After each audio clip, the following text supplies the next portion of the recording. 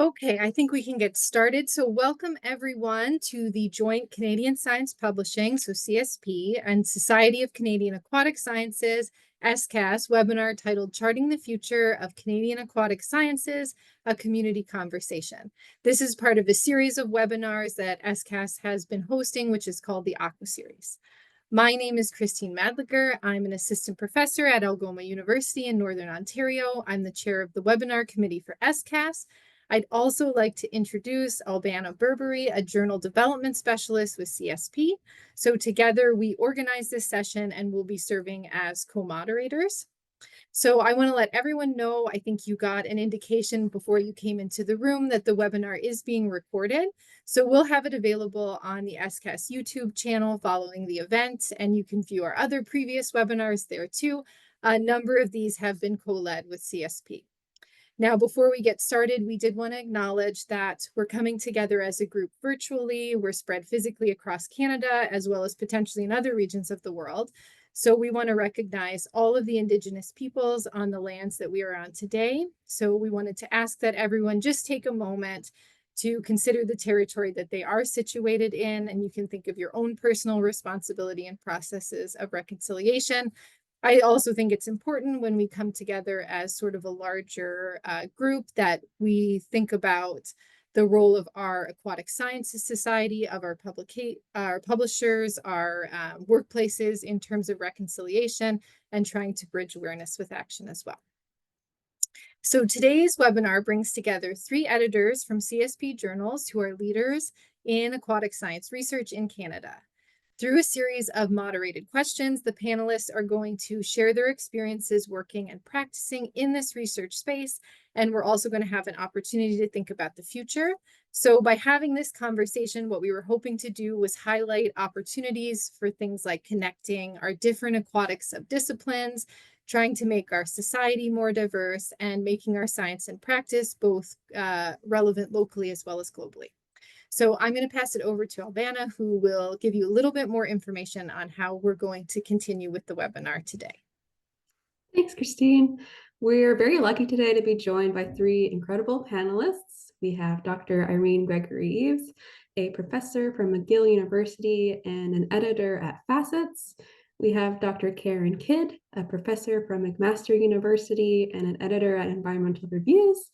And we have Dr. Melissa Lafrenière, a professor from Queen's University and editor at Arctic Science. So before we start, I just wanted to give a quick outline of the general structure of today's webinar. We will ask the panelists to please introduce themselves, and then we'll ask them a series of prepared questions, leaving about 10 minutes for audience Q&A at the end, and we'll conclude the webinar with a final question for all of our panelists. So I would firstly like to ask all our panelists to please briefly introduce yourselves and tell us what led you to focus your research on aquatic systems. Let us know how your research connects to the journals at which you're an editor. And we'll start with Melissa, and then go to Karen, and then go to Irene. Hi, thank you, Albana, and thank you, Christine. Happy to be here. Yeah, like I said, like was said, I'm a professor at Queen's University, journal editor, Arctic Science. So what brought me here? I think I consider myself more of a hydrologist or water scientist than an aquatic systems person. I don't deal much with the biological side of things, only except through collaborations with colleagues who lean more in that direction. I guess I grew up on the Mattawa River in the traditional lands of the Anishinaabe, and I think I was just always interested in water science from day one through that. And yeah, and then research interests took me to the glaciers of the Rocky Mountains, and then I got roped into doing research up in the high Arctic, Canada, looking at permafrost. So bit of a cold regions, ice on land, ice in the land kind of hydrologist. So yeah. Good afternoon, everyone. I'm really happy to be here. So thanks to Albana and Christine for the chance to join this panel. I'm very excited about the conversations we're having this afternoon. And when I was reflecting on how I got into ecotoxicology, what I've been doing for the last 30 years, it's gone fast, and why. I think a lot of my path was driven, like Christine's, by my early life experiences. So I grew up in Sarnia, which in Ontario, which is the petrochemical capital of Canada. And it's also located on the shores of beautiful Lake Huron and the St. Clair River. And so growing up around all of that water, and then seeing the conflicts that are created by industry in terms of their water use and pollution, I think was really what motivated me to get into ecotoxicology. And it's been a fantastic journey. Over to you, Irene.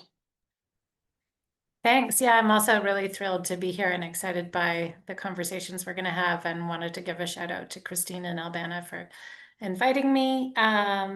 So yeah, I'm at McGill University. I'm a professor here, and yeah, like Karen, I've been here a while, so that's amazing to think back. But I think it's true. You're sort of, those early years in your life are really formative. I grew up in Vancouver, surrounded by water, and my dad actually lived on a boat for about 20 to 30 years. So I spent weekends with him, and we also did a lot of canoe tripping. And I think your passion for those ecosystems grows as like what you see growing up. I'm a limnologist and paleolimnologist, so I study lakes and lake archives through collecting sediment cores. And I think one of the best ways to understand environmental issues is to look at long-term data sets and really try and disentangle the rules of different stressors. And so that kind of platform of looking at long-term data sets from a limnological standpoint has been really interesting and kept me going. But the field of paleolimnology in particular is really multidisciplinary. It brings together geologists and chemists and biologists. And so I think I've always been really attracted to working into that multidisciplinary space. And so FACETS is a good home for me because it is this interdisciplinary journal. And they've just formally brought social sciences into the fold. So yeah, I'm excited because I think we need to be talking to our social science colleagues more about answering and dealing with environmental challenges. So yeah, that's my intro. Wonderful. And we're joined by such a diversity in aquatic sciences, whether it's our own fields or bringing in different disciplines, being multidisciplinary, which is fantastic.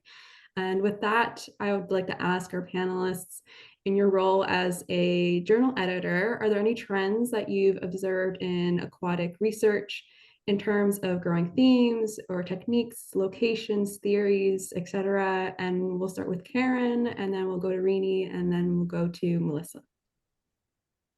Thank you. Yes, things have changed a lot since I was a graduate student, and I'm sure you'll hear this from the others as well, that, over those 3 decades, there has been a lot of advances and a lot of new technologies that we're bringing into aquatic sciences. And I think that's been fantastic. I've been on editorial boards for about 25 years and an editor with environmental toxicology and chemistry for about 10 years. And I think what I'm seeing in the literature is more interdisciplinary publications, more multidisciplinary publications, the analyses of bigger data sets. And certainly that's been because we have, remote sensing tools, autonomous sensors that are generating a lot of data. And I think it's a really exciting time to be in aquatic sciences. I think there's more, like you just heard from Irene, there's more push to bring social sciences and natural sciences together. because when you bring those disciplines together, you can really advance our understanding, and have the human dimension in the work that we're doing. At the same time, when I was thinking back to my grad school days, I think it was more slow science. It took us longer to generate data for samples. Like I used to run one day of stable isotope samples was about 5 or 6 data points, and now you can do dozens and dozens in a day. So there is part of me that misses the slow science days. So I'm, trying to rebel against the publisher perish model that we have, and going back to those longer term studies where we can really understand trends, changes, how multiple stressors are affecting our ecosystems. Over to you, Irene. Yeah. So I guess when I was thinking about this question, I read it and it was about my role as an editor. So I was thinking about FACETS in particular. I've been on other editorial boards and I was like, oh gosh, I've only been on FACETS since 2020. How can I look at trends in such a short period of time? But yeah, I did kind of think about it. And one of the things I have noticed with FACETS is there's a kind of an increasing number of papers focused on Indigenous knowledge or Indigenous knowledge holders, Indigenous rights. And I think that's a really important part of the conversation that's growing in Canada in particular. And so, yeah, I'm excited to see it and, hoping to contribute to it going forward.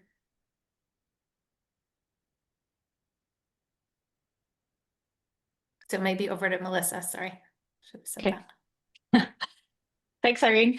I guess a lot of what I was going to say has kind of been said. I was going to comment on from the perspective of Arctic science. A real thrust has been engaging with Indigenous knowledge holders, the Inuit from across the Arctic especially, and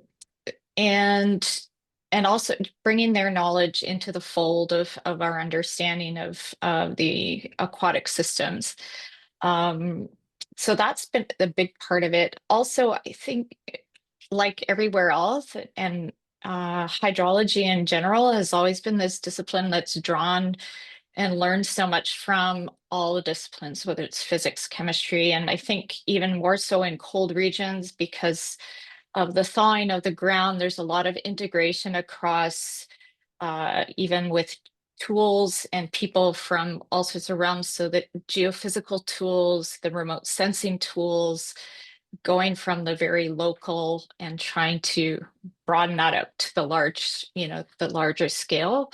That's kind of been a big focus, I think, of the aquatic sort of hydrological research in the Arctic, is because we can only be in so many places doing the local studies, and so the translation spatially has been a big change, I think, over the years. Thanks so much for sharing your experiences and the fact that we have a lot to be excited about across our different fields.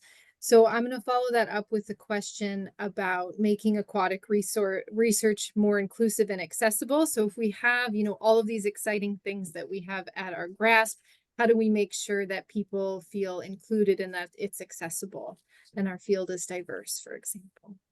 So I'll call on Irene first and then over to Melissa and then Karen. Yeah, I think there's lots of things we can do, and some don't cost any money, and then some require more money. But I definitely think, especially over the last 5 years in particular, I think we are becoming much more inclusive. I don't think 10 years ago anyone talked about EDI. It wasn't even articulated. And I mean, it wasn't that those issues didn't exist. It just wasn't in the conversation. So we're having those conversations. That's a major step forward.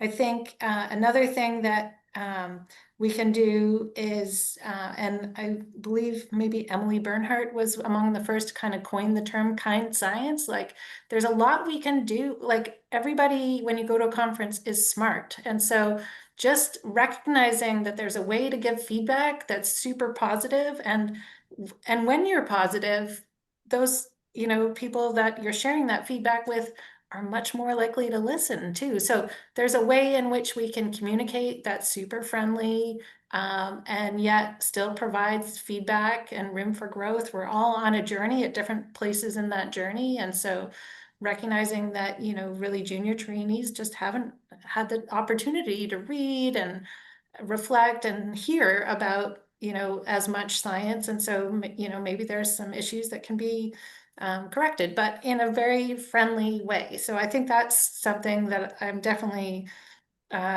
embracing and want people to practice. So I think there's that. I think also we do need to keep working at pushing down barriers so people without resources can consider grad studies. I mean, grad studies is an expensive venture to take on, and you know, we're fortunate in sciences to provide a stipend, but still a pretty modest stipend, and so people that don't have as many resources, you know, might not pick that path because it's not one that's going to necessarily pay off in the short term. So keep lobbying government to make sure that we can get more funding to raise minimum stipends, I think is a really important issue. Maybe those are some thoughts for now.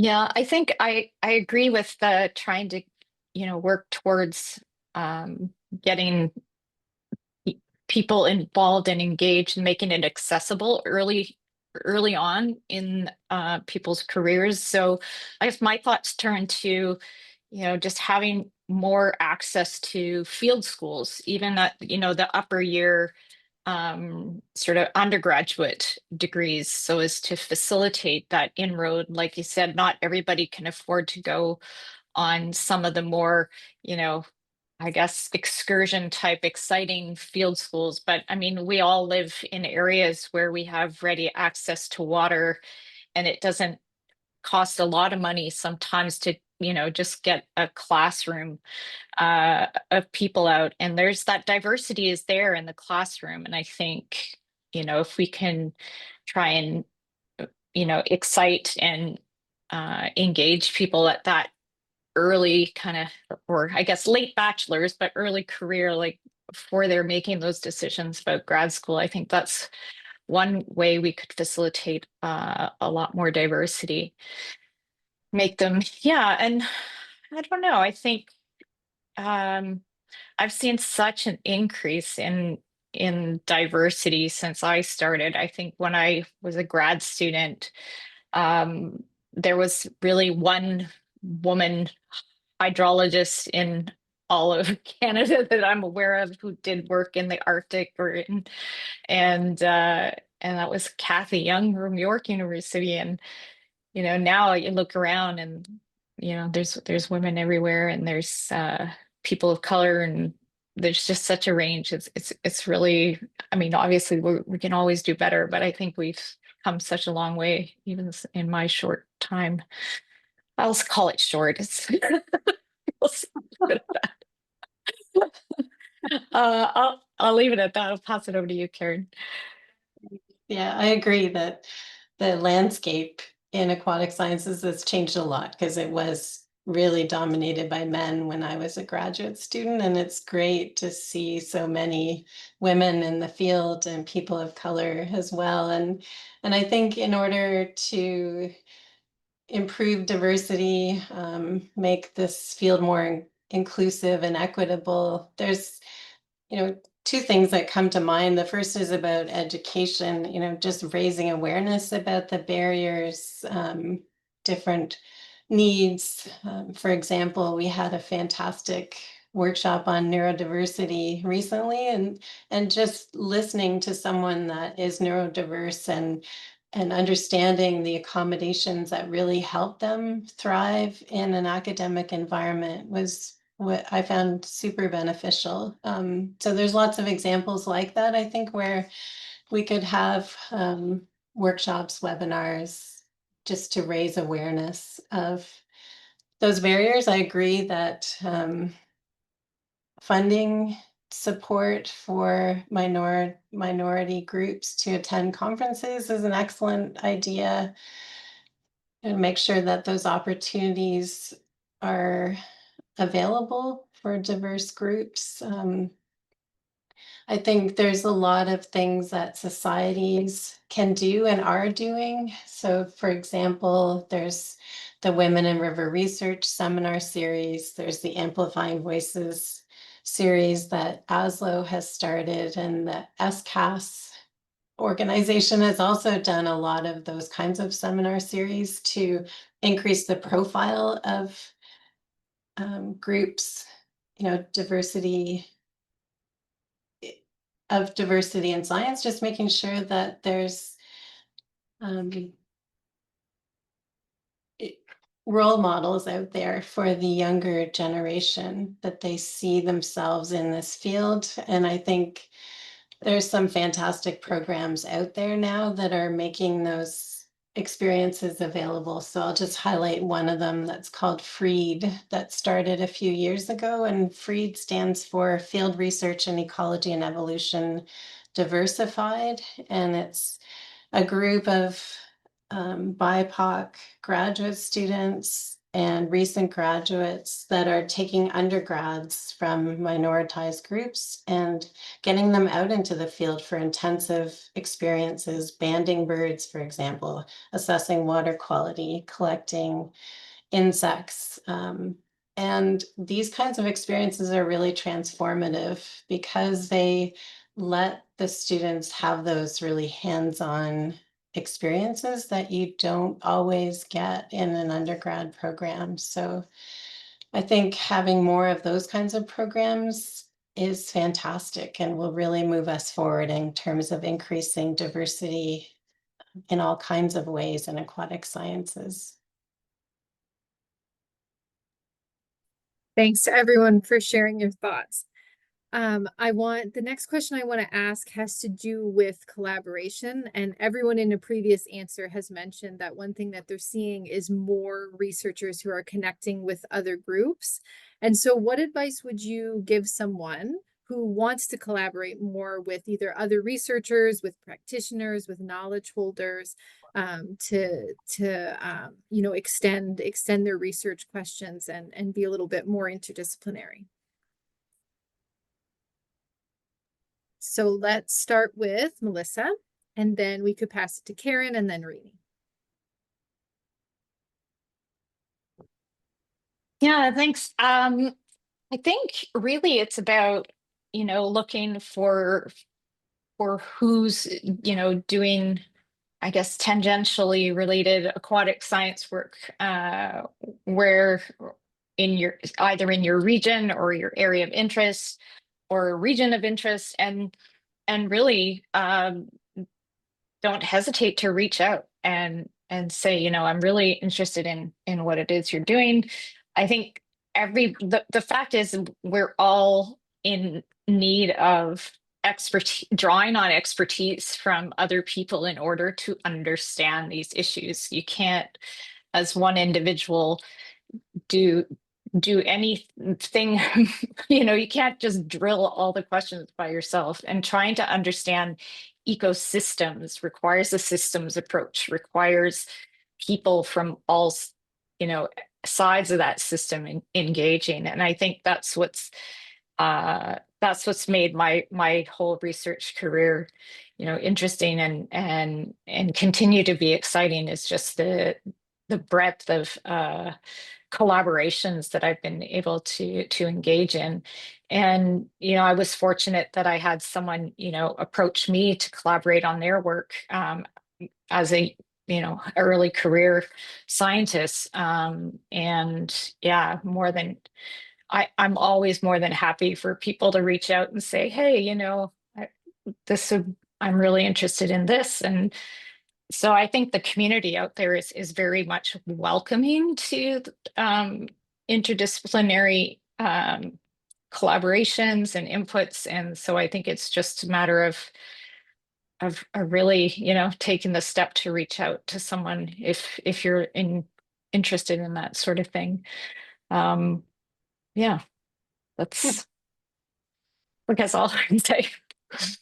Sorry, I agree completely. I think we do have a really supportive community of aquatic scientists in Canada, and I think that a lot of us, love those kinds of conversations. What can we do together? How can we combine our forces and resources to create, to generate new knowledge, I guess. And so I think that networking is critical for anyone at all stages of your career. So whether you're an undergrad or, someone longer in the tooth like me, getting out to events, whether they're just local meetings or conferences, national conferences, I was just at one a couple of weeks ago where we're talking to grad students about breaking out of their friend group at conferences and, forcing themselves to meet new people. It's hard to do, but very important, because you never know when that conversation over a coffee is going to lead to a collaboration. So, feel free to reach out. Like Melissa said, we have to bring a lot of expertise together. So if you are an expert in a certain modeling approach that you think would be helpful for someone else's work, please do let them know about that. And just those kinds of connections and networking can really be important for you later on, because I think as people get to know you and know your capabilities and expertise, then the opportunities will arise for you. I also think that there's ways you can offer to give talks. You can facilitate joint lab meetings where groups get to know each other. And then certainly for working with the knowledge holders and Indigenous communities, there's some fantastic resources out there. And one of them that I think most people know about is this 10 calls to action for working with Indigenous communities. So 10 calls to action for natural scientists in Canada. It's a Wong et al. Paper that was published in 2020. And, that has a lot of really invaluable advice for building relationships with Indigenous communities and co-production of science. So certainly we have to do our homework and understand the communities that we want to work with, and stay positive and open to new ideas and opportunities. Rainey. Yeah, I mean, I echo what Karen and Melissa have just said for sure. Maybe just to add, I think like most people in this field are lifelong learners. And when you get to work with someone who has different expertise, you grow as a result. So it's not only good for the project, it's good for you as a person, because you learn new things. I love learning new things. So I think it's great. It does take time. I think that's one thing that maybe hasn't, like it's a relationship that you're building with this person. So it might not happen immediately overnight, and that's probably a good thing. You want to take time to get to know the individual that you are potentially working with. And I think Karen gave some good ideas. You can have some shared lab meetings. You can do like Zoom calls are amazing now, because you can sort of have FaceTime, but not necessarily be in the same city or province. So I think, yeah, definitely people should feel like any PI was once a student. And so, like I love it when students come up to me, I remember what it was like. And so I'm, flattered, if anything, like maybe it'll work out and maybe it won't immediately, but I love those conversations. And, I think many of us try and make things work, if not immediately, then at some point down the line. So yeah, definitely, I think students and postdocs should, yeah, go to a conference and feel comfortable going up to someone they don't know and saying, you know, I saw your talk, was really interested, and how can we get a conversation going? Like, I think that's really important. Mhm. Yeah, that's Wonderful. Yeah. And going off of facilitating collaborations and supporting inclusivity and accessibility, I'd like to ask, how can scientific societies like SCAS support the connection of diverse subfields in aquatic sciences? And we'll start with Karen and then go to Irene and then Melissa. Right. I think there's been a lot of fantastic opportunities that have been supported by societies. For example, there's been movements for more joint meetings, like the Joint Aquatic Sciences meeting brought together a lot of different societies, and just having all of those experts together in one venue, I think was really amazing, transformative for some. And so I'm happy to see that there's more joint meetings coming up, like the IAGLR SCAS meeting in Winnipeg in 2026 and the ASLO SIL meeting next year as well. I think those joint meetings are really important. And then I also think within individual society meetings, broadening the scope of sessions, to include social science, to include Indigenous voices. Like, for example, we had a recent fantastic plenary at the Canadian Ecotoxicity Workshop that brought in Indigenous community members, Western scientists that work in the North with Indigenous communities, to talk about what works and what doesn't. So I think having those opportunities to share lessons learned, to share that knowledge is really important as well. And then certainly societies, we've talked about funding already, and having some funding available to increase diversity at meetings. So targeted travel funds for equity deserving groups, I think, is fantastic. And I'm glad to see that SCAS is doing that as well. Over to you, Irene. great. Yeah, lots of great ideas. I mean, another thing that I think SCAS has started to do, but we could probably do a bit more of, is making space at meetings for working groups. So there's, it's great to come and share the findings from your study, but we've brought together people from across the country. Maybe there are emerging topics that a group of 20 to 30 people could get together in a room and brainstorm and get a project going kind of on the fly. And I think hopefully we're going to see more of that in the years to come. But I think there has been a trend towards creating working groups, and sometimes you need funding for that, but you can also do it pretty inexpensively if people are already at the meeting. So yeah, that is something that I think could be great. If there was some funding, I'm part of the GRIL, which is the Groupe Interuniversitaire en Limnologie, so it brings Quebec aquatic scientists together. And 20 years ago, we hired an outreach coordinator who really interfaces with the community, and the community sort of brings their issues to the outreach coordinator, who can then share, oh yeah, I've got 3 scientists, they're working on a similar topic, and connect the communities with those scientists. So if that is something that SCAS could raise money for, even if it was like a small part-time, we can always start small and grow from there. I think that could be a channel for a lot of community engagement. Yeah. Over to Melissa. Yeah, great. Yeah, I don't have a whole lot to add. I mean, I had also thought of supporting these joint conferences. I haven't seen a lot, and I think this is interesting, of the earth science mixed with the water science, and it would be great to see like a CGU slash sort of aquatic science joint event of some sort.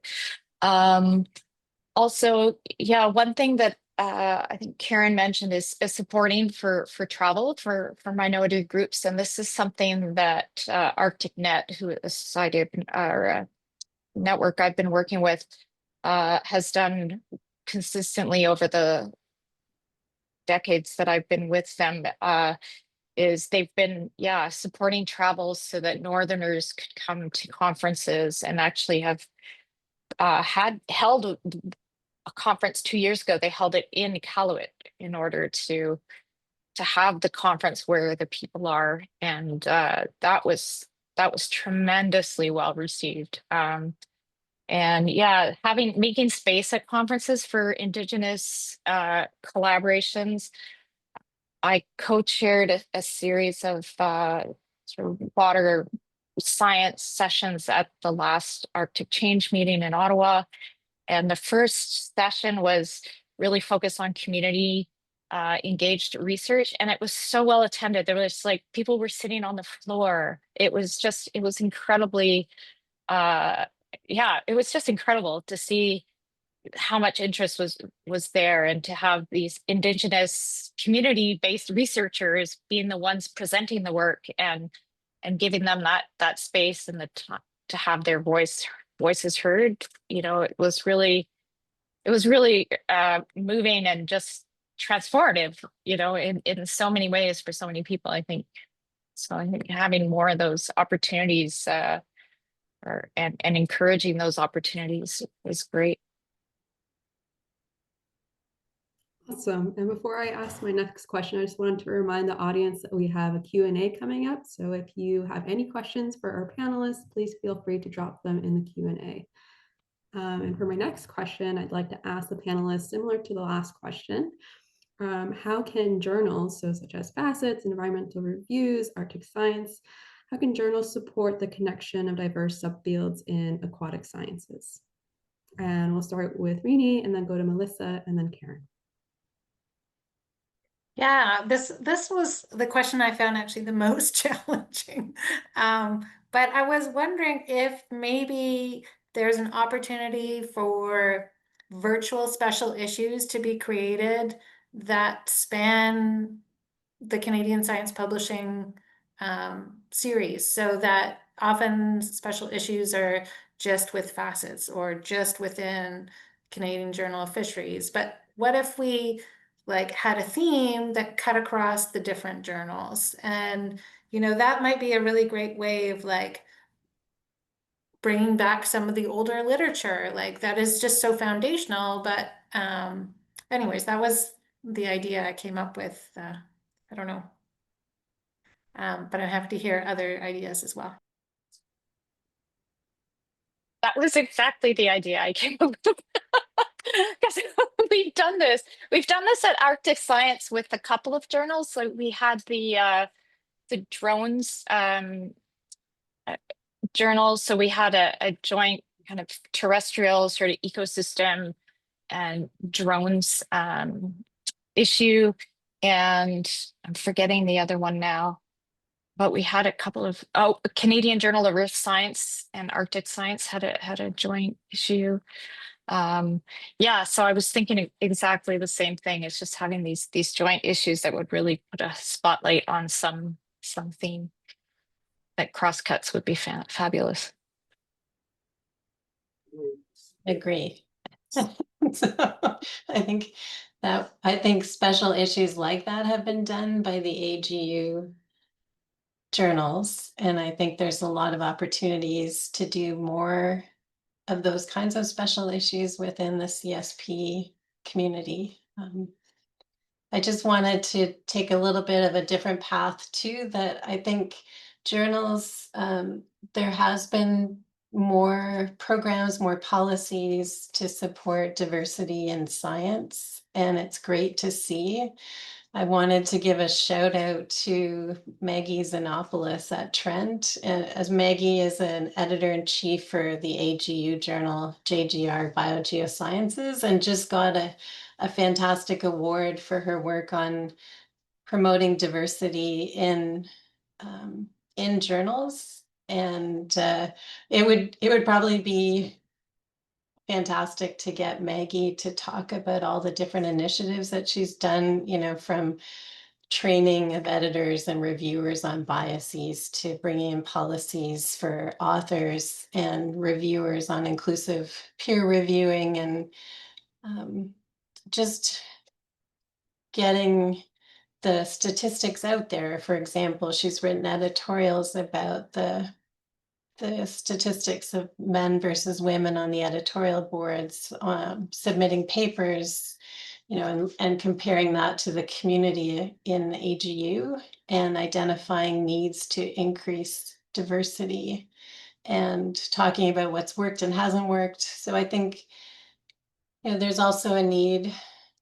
These special issues would be fantastic, but there's also a need to have some grassroots, bottom-up changes in our publishing landscape, I think, that will help be more supportive of equity-seeking groups. So yeah, there's a lot. I think there's a lot of exciting things going on out there, a lot of opportunities, and I would just encourage us to look outside of our aquatic sciences Canadian community to see what's happening in other areas too. Thanks very much for that. So what we wanted to do now was welcome some questions from audience members, if anyone has them. So you can use the Q&A button at the bottom of your screen, and then you can type in your question and we can read it out for the panelists. So let me check here. Don't think we have any questions yet. People are thinking. Please feel free to take your time and put them in there. We do have a comment from Charity that was saying that she feels like she's seeing a powerhouse of people with amazing experiences and is very glad to be here and listen to what you have to say. And maybe while we're waiting to see if others from the audience have questions, what I could do is ask the final question that I was hoping to end the webinar with, so that we make sure everyone has an opportunity, because I know Melissa has a teaching engagement coming up. So this way we can also ensure that she gets a chance to be able to answer that question. So the one we wanted to pose was, what would you say to a student or an early career researcher who doesn't feel like they've found their place in the aquatic sciences yet? So we can start with Irene, and then Karen, and then Melissa. Yeah, I mean, I think I would say that there is a spot for you. And so just keep going. Like, I think that perseverance is a big part of the game. And remember that you have lots to offer and that you're smart. And then try and be a little fearless. Like, go and talk to that person that you're a little bit nervous about talking to. Like, make those connections, because they were once who you are. We all have had our challenges, fears, doubts, every single person, and still have those. And so, but once you get the conversation going, then, you know, then things just flow. And try and have as many of those conversations as you possibly can, because you'll get a sense of like, oh, that's interesting, but not for me. Okay, that's a little bit more for me. You just build a little bit of a portfolio of what you're interested in and what you're not interested in, who is the kind of person that you want to work with and who is maybe not the kind of person you want to work with. And then just continue to keep working at it, and it all works out. I think that's what I wish I could tell my younger self, is like, it all works out. Yeah, those are some thoughts. Yeah, go ahead, Melissa, please. Sorry, I had that mute button stuck. Yeah, I very much along the lines of what Rini said. It's you know, follow that skill set, build it wherever that interest lies. Try new things. You know, if you feel like you're stuck where in one direction, yeah, and just keep making new connections. I think one thing is, you know, look for a network of early career scientists. There's usually some out there. I know in the polar sciences there are several, and these are really good places to make connections that are interdisciplinary, and just, yeah, join more than one, and just, you'll find your place and your people eventually. And yeah, be fearless. Just go out there and try it out. Nobody's scary. I mean, I had my own doubts about people when I was at conferences, and there were these people that I knew their names and they were super intimidating. But when I finally had the introduction, I realized, they're just people like me who are just interested in doing interesting science. And so it's they may appear to be intimidating, but they're not. Yeah, I agree that, if you ask a lot of us that have been around for a while, you'll hear that most of us didn't know where we were going in our careers early on as undergrads. And, opportunities arose. We tried some things, sometimes they didn't work out. They weren't a good fit for us. Many of us have had very circuitous career paths. And I think it's important to recognize that we need to understand what makes us happy, what we're passionate about. And the only way we can do that is to try different opportunities, try something that may be a bit outside your comfort zone. Keep an open mind, opportunities will arise, and stay positive. Don't be afraid to ask for help or guidance or information as you go, and try and surround yourself with supportive people, people that are have your best interests at heart. And don't be afraid to recognize that something isn't a good fit for you. I think sometimes people get blinders on and they think they've made a commitment, they have to stay in this one particular path, but you really need to find things that give you flow in life. And don't be afraid to learn from an experience and to try something else. Thanks for sharing all of that advice. So we have a couple of questions that have come up in the chat, so I'm happy to read them. So the first one is from Brad, and he's asking, what are some meaningful ways that students or ECRs can get involved in shaping the future of Canadian aquatic sciences beyond just joining something like a society executive committee? So maybe we'll go to Melissa first, so she can maybe squeeze in one more answer to a question before she has to duck out, and then Karen and Irene after. All right. I was just trying to follow where the question was on the screen, but okay. So I'm sorry, if you can you repeat the question, because I kind of got a little lost in there. I was trying to find it on the chat. Do you want me to reread it one more time? Yeah. If you can, yeah. No problem. So it's, what are some meaningful ways that students and ECRs can get involved in shaping the future of Canadian aquatic sciences beyond, joining a society executive committee, for example?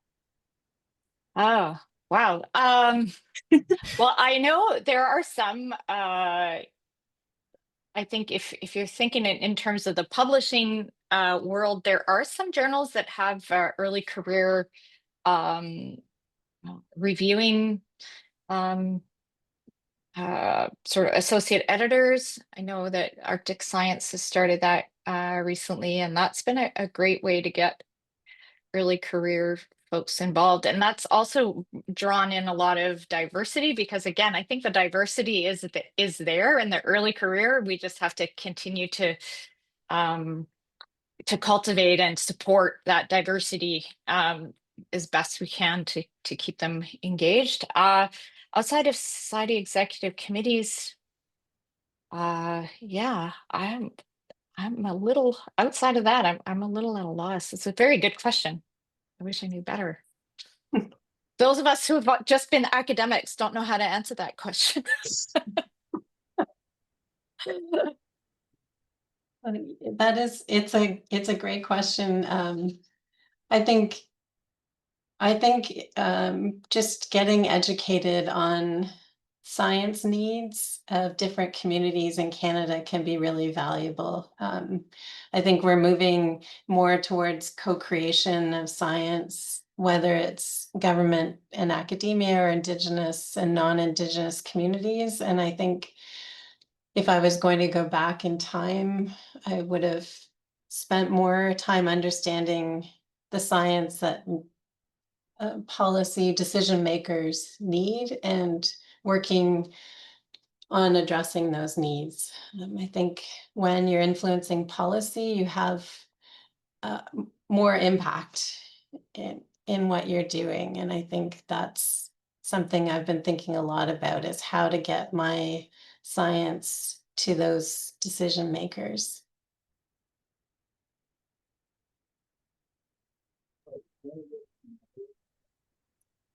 Irene, did you want to add anything? Sure. I mean, I could just add also that you could start a working group. Like any person can start a working group. We can now meet on Zoom. You can review the literature just like anybody else can review the literature and pull together like a really great review paper on a cutting edge topic in aquatic sciences. That way you're shaping the future of aquatic sciences. So, you know, you don't even have to involve PIs. It can be all students, can be a mix, you know, but I think there's lots of things that we can do that cost no money, that, you know, you just need ideas. That's the beauty of science. And so it just requires ideas and, you know, people that are interested. Okay, so Andrea said, hi, all, fantastic commentary and discussion by all the panelists. I would like to ask any panelist on their thoughts or suggestions for supporting more interdisciplinary research, from funding to reviews to publishing. So we can leave it open, and anyone who wants to add a response to that is welcome to. Don't put anybody on the spot.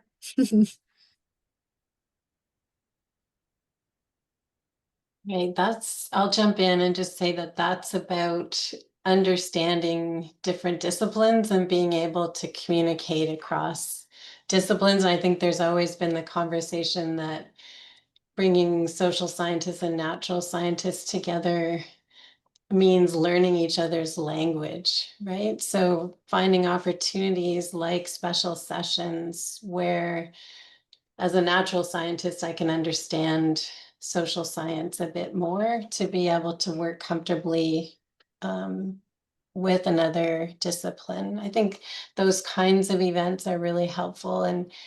And of course, we always want programs that promote interdisciplinary science, because we know that's where the transformative research happens. So getting the tri-agencies to have more calls for interdisciplinary programs, I think it would be fantastic. So I think there's a few different ways we could come at this to improve our interdisciplinary approaches in aquatic sciences. I'm just gonna jump in and just say goodbye to everybody. Thank you so much for having me. And yeah, it was a pleasure. Lovely to meet Irene and Karen again. And yeah, I agree though with that last statement. I think there's a lot of I think the Tri-Council is moving towards a lot more of these interdisciplinary kind of opportunities and such. So I think that kind of thing is coming. But anyway. Thanks, right. Melissa, for being here. All right. Bye, everybody. Thank you. Okay, we have a Okay. couple more minutes. So if Rini and Karen are happy to stay for a few more minutes, we have more questions in the chat, so I could ask a couple more. Sure. Okay, so Brian asked, a special issue that focuses on a topic like global warming, as an example, usually results in specialized fields and how each field affects global warming. Is there a way to focus on the bridges between those different fields of expertise, which results in global warming, similar to something like a project manager? I think I'm just going to need to read the question again. Yeah. I don't know, Albana, do you have ideas for that? It goes back a bit to my previous comment about getting different people in the room, whether it's, you know, a virtual room or otherwise, but Mhm. and you know, reading outside the box, talking to people outside your box. Yeah, I think it's a great idea to have a special issue like that. As to how to braid all of those disciplines together, I'm not sure. I'd have to think about it a bit more. I don't know, Irene, do you have ideas? Well, I mean, I can imagine like a topic like global warming does act like a bridge in that we can all, in aquatic sciences, certainly talk about how global warming has effects on aquatic systems at different scales and different habitats. And so it is kind of a cross-cutting issue. And so I know in conferences, like where I think the sessions are really exciting are those cross-cutting issues where like I kind of know a little bit about what's going on in my field, but I don't necessarily know a ton about what kind of work is being done in rivers. But a global change special session is going to bring in river people, people interested in groundwater, you know. So I'm really learning, like, you know, in a short amount of time, what's happening. And a special issue that is cross-cutting also would do the same thing, but more in depth, I think. So, yeah, I think those kinds of, and we've seen them over time. There's definitely lots of special issues on global warming, for example. So I think it's definitely possible, recognizing that people are studying different scales, spatial, temporal, and so, you know, you're going to get slightly different answers depending on the context. That's good. Thank you. And then we'll ask one final question because we've had two different people that essentially are calling on this idea of being in a time of budget reductions or increasing costs for being able to accomplish different things. So Jerome said, I appreciate the need to be more inclusive towards underserved communities as part of society's programs such as conferences. Given that conference costs are increasing, what recommendations would the panel have on how to fund inclusive initiatives? I mean, Yeah, go ahead, Irene. well, I think there used to be, and I think that still exists, the Clemens Riegler Travel Fund to go to SCAS. And, you know, basically it used to be anyone who applied for it would get some amount. But I think we can be more mindful of like, okay, we only have so much money. People can make a case that they need resources, you know, on a scale of 1 to 5. And so we should definitely fund those that have the greatest need. You know, we can use kind of a sliding scale of support, I think, to really get the people that are not able to come to come. I know I'm part of the International Paleolimnological Society, and they just had their meeting in France, which was amazing. But not everybody can go to France. And so they also had a parallel online meeting, you know, which I think is not the best alternative, but it provides something. And I think they had over 100 people attend the online meeting. So, you know, that's a really fantastic way to connect people and keep our global communities engaged. I still think we need some funding to bring people in person because we can't replace the in-person experience, but we can get creative with different solutions. Exactly.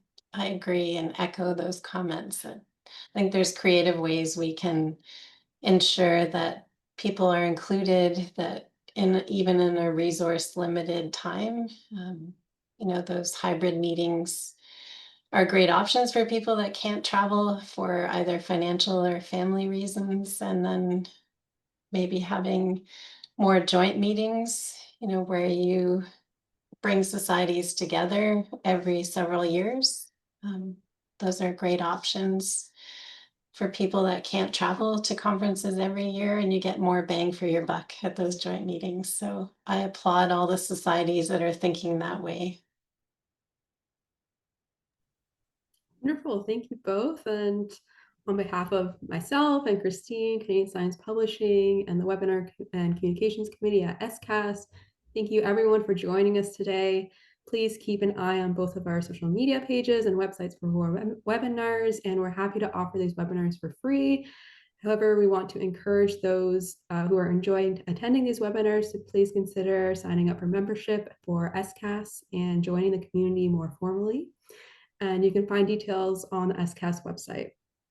And finally, I just want to say thank you so much to our panelists today. Thank you, Irene. Thank you, Karen. And thank you, Melissa, who had to hop off early, for offering their valuable perspectives and for joining us and having this great webinar together. So have a great day, everyone. Thanks again for being here, and check out our recording of the webinar this week.